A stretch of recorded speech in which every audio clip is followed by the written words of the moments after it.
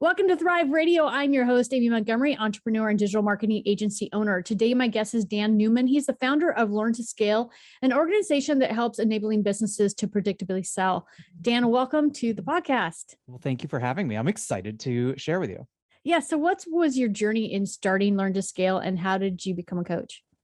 I have been in learning for a while. I thought I was going to be a composer when I left college. I was like, oh, I'm going to be a composer. It's going to be great. And then the recession was like, no, we don't need composers. And so my trajectory had to shift really early on into education. And so I worked in education in K through 12. I was doing the higher ed thing. And then I moved into corporate learning and development.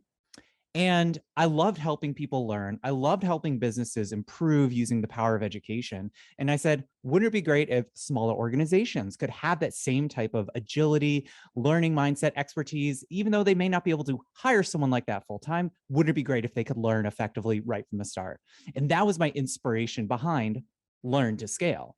And it's evolved so much over the past 2 years and change to be something similar but different. And enabling businesses to predictably sell has been the newest kind of way of helping those businesses find success and helping people find meaning and purpose in what they do. In walking through your journey so far, what are you grateful for? I am grateful for the incredible patience of everyone that I work with and love and live with. I'm also kind of grateful because I feel like I've won the lottery and you probably can't see on the podcast, but a white middle-class male kind of has a lot to be grateful for, or should be a lot of grateful for. And so I find that everything that I do is always kind of underlined with this idea of I should try and help businesses and people get the same type of starting point that I got. And I got a lot of resources and a lot of help to get me to where I am. And I think that education is the vehicle that anyone can hop into and get to a place where they can find meaning and purpose. Well, let's talk a little bit about your transition of helping businesses predictably sell. How did you arrive to that? Oh, it's because I couldn't sell. That's why. So I figured, why not teach that? Well, it was a really cool experiment that I undertook with my business. So when I first started Learn to Scale, it was more of an HR consultancy coaching program. And I was working with HR professionals and it was okay, but it really wasn't going anywhere. What I did is I hired an outbound lead generation firm for myself. And they killed it. They did exactly what they were supposed to do. They went out, they started conversations on my behalf and got those people into meetings with me. And after like 50 or 60 meetings with who I thought was my ideal customer persona, the person who I thought just was desperate for what I could help them with, what I could offer them, they're all kind of like, not that interested. And so I walked out of that experience being saying, looks like I don't have product market fit. Gee, that whole experiment was super useful. And now I can pivot and change and focus more on helping other businesses go through that kind of discovery. And so that's what started me on the market research, which led me to the helping businesses predictably sell. I love that. Let's talk about outbound lead generation. Why is that important when you're starting your business? And what are some of the ways business owners struggle in this area? The way I visualize it is outbound lead generation. For those of you who don't know, that's cold calling, that's cold emailing, that's making cold connection requests with people you don't know. And you knock on their door and say, hey, I think I could help you. So that I consider it as the right training regimen, the right workouts for your business. It's a good workout for you to go up to someone who you don't have the edge of that referral and say, hey, I provide value. Is this value meaningful to you? And you get rejected so much until you find the people who are really resonating with that message. And I think as any new business owner, as even an existing business owner, if you aren't knocking on doors and talking to strangers about your product or service and practicing how you communicate that and seeing how people respond to that, your business is a whole bunch of systems without really knowing what the customers need. If you get right up and, on their door or in their phone or on their email or in their LinkedIn DMs, those are the places where you're going to really find out who your customers are.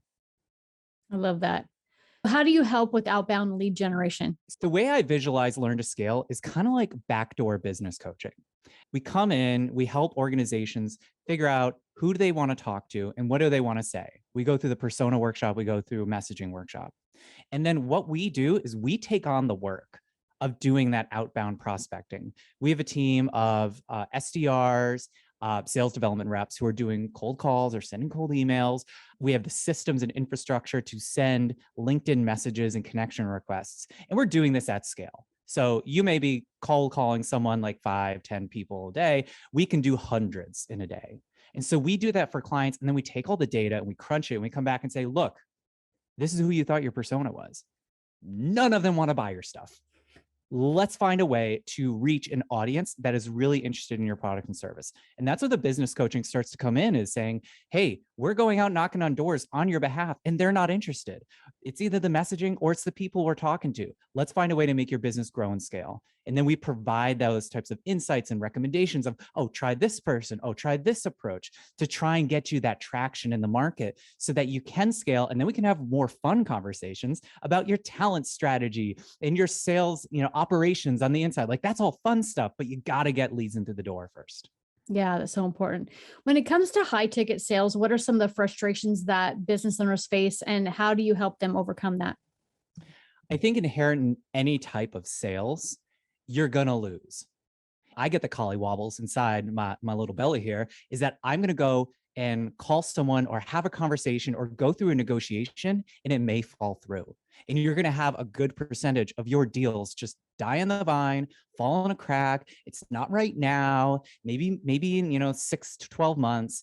And so when you're dealing with high ticket sales, you're waiting for that big payday. You have the lumpy revenue problem of, you get a big contract and it's great and it's a time of plenty, and then you don't know when that next big ticket's going to come through, and you're really gambling that those few conversations are going to turn into results. So those high ticket sales, high risk, high reward. And when you're thinking about building your business, part of our strategic recommendations is, how can you make that less lumpy? How can you have more predictable revenue so you can make better strategic decisions around your business? I like that a lot. So let's talk about social media. Mm-hmm. Many people think that that's where you start. I've talked about this a little bit, but that's the easy way. You just post a bunch of stuff. Yeah. And so from your perspective, what are some of the struggles that you've seen people deal with, and kind of advice that you give around that? Yeah. So this comes into some of my coaching calls, is there's different levels of data. There's intent data of people think that they're interested, they're going to do something. There's behavioral data of the things they're actually going to do or they are doing. And then there's impact data. And so when I coach people within organizations, we look at the impact data as the most important things. We're talking about revenue. We're talking about churn. We're talking about real dollars and cents, the lifeblood of the business. Everything else is several steps removed from that impact. So social media follows does not necessarily mean that you're making tons of money. You could be the most popular person and make zero money. You could also have no social media presence and you could be rolling in it. So I think that social media is a very tempting place because it's low risk. You can make a social media post, and if it disappears in the algorithm and you feel like you did a good work for the day, that's why I think outbound sales is much more impactful, because you are actually talking to people and they are saying no to your face, and some of them are going to say yes. Social media, no one says no to you. And it takes so much time. It takes time to build, or you've got to have a really good budget to build it, right? And then people are finicky on social media. So just like you were talking about how you shifted your business a little bit, and how you're kind of shifting what you're offering, you do that on social media. Like, let's say you got a viral video on one topic, you switch over to a different one because you're like, yeah, who I really want to serve is over here. All the people that follow you don't care anymore. You have now become irrelevant in the world. So it doesn't matter if you had 3 million people following you, they now 3 million people that don't care. Yeah. I like it as your social media is your reach, but it's not your grasp. Yeah. And so you got to MVP, or minimum viable product, your own grasp. And that's why I think Outbound is great for new business owners. Yeah, definitely. And that's definitely how I have grown my business. What are some of your clients' success stories? So we had a client who started with us with our LinkedIn campaign. What we do on LinkedIn is we basically drive someone's profile. We get them into conversations with their target market. We juggle those conversations, and then we move them into meetings. And we try and do so in a learning approach, because learn to scale. We want to make sure that we don't send someone to LinkedIn jail, but we also want to make sure that we're going to be getting the types of results they want. And so we usually have a ramp up time. And with any lead gen firm, they should tell you there's a a good ramp up time. And we recommend something around 3 months. And so that first month, you don't really know if it's going to work or not. So one of our success stories is we had a client who, we were doing the ramp up and we wanted to make sure that they got the meetings that we had promised them as a service provider. And so we layered in some cold calls as kind of a little extra to say like, hey, we want to get you some important meetings. We want to do some multi-channel outreach on your behalf. And he said, yeah, sure, go for it. And so we had our team, they did 44 phone calls. So they did just 44 dials and they managed to book 7 meetings, which in the lead gen world is great. It's bananas. It's bananas to get that type of conversion rate. But it was because this client, we had already got them connected to their target market. We'd already started conversations with them. And that one phone call, or the 44 dials, got those people to say like, oh yeah, I do want to meet with that person. And so that developed into some great opportunities for that client simply because we just threw in a few extra phone calls this month. I love that.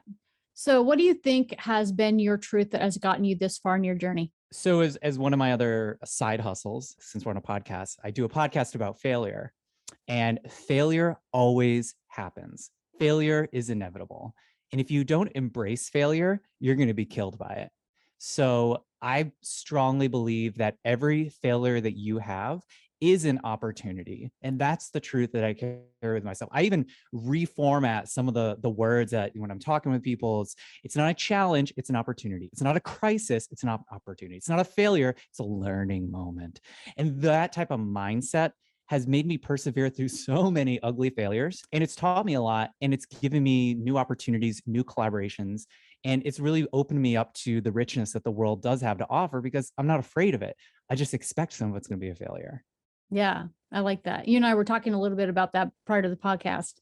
And businesses don't build themselves overnight. Like, things don't happen overnight.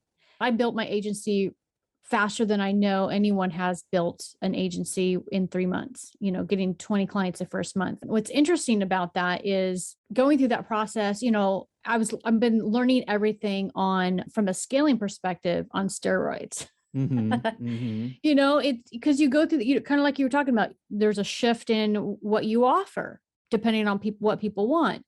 There is a shift in pricing depending on how much money you need to make and how many clients do you average and all of those things. And then there's a shift in, some marketers brought this up to me this week was retainers. Do you charge retainer fees?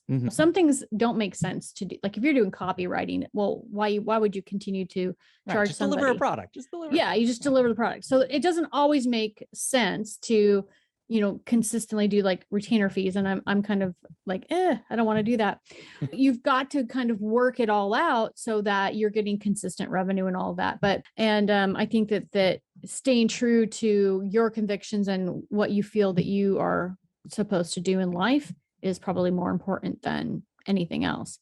Now, you've got to have common sense too. If I didn't know that I could within 24 hours create $6,000 of revenue like I just did, I would probably be applying for a ton of jobs, right? But I've gotten myself to that point where I can generate revenue pretty quickly.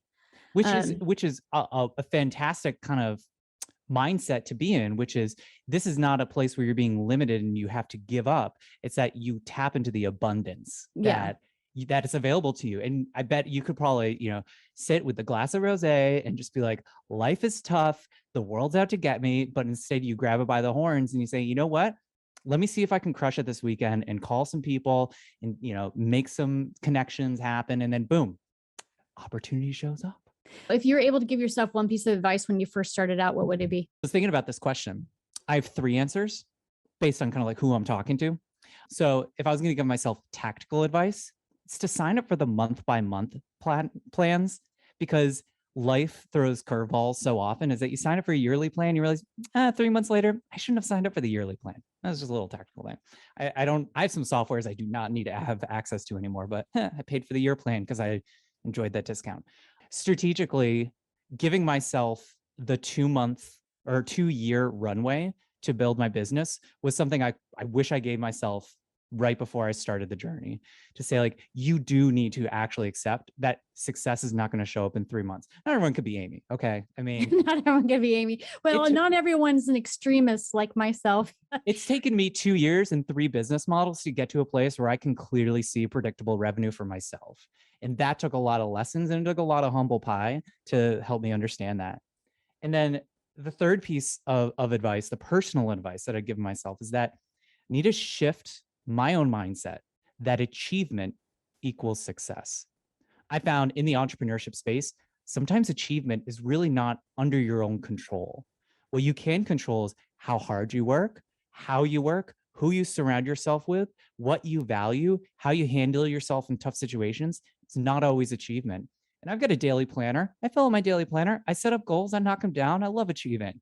But when I make success tied to achievement, then on rough weeks, they're really rough weeks. And on great weeks, they're really great. And so that kind of like emotional roller coaster is, I think, more debilitating than it needs to be. I can just find success in doing good work, living the life I want, and, a bottle of wine on Fridays. Right. Dan, if there are people that are listening that they would love your help with lead generation, what's the best way to get a hold of you?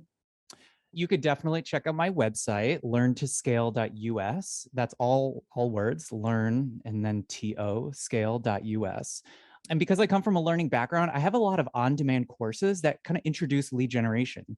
So if you've never done outbound sales, if you've never cold called, I have a 3-webinar series that you can watch on demand to kind of give you the basics and give you some tools and worksheets to get started. So it's a really easy starting point. And of course, I'd be remiss if I didn't mention the 2020 Perspective. That's the podcast about failure that I do with my co-host, Alicia Engel. And we love talking to people about failure. We just finished season 3 here in the fall of 2021, and we're gearing up for a bigger year of failure in 2022.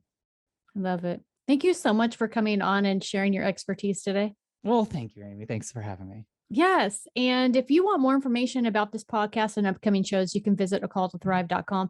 Thank you, everyone, and have a wonderful week.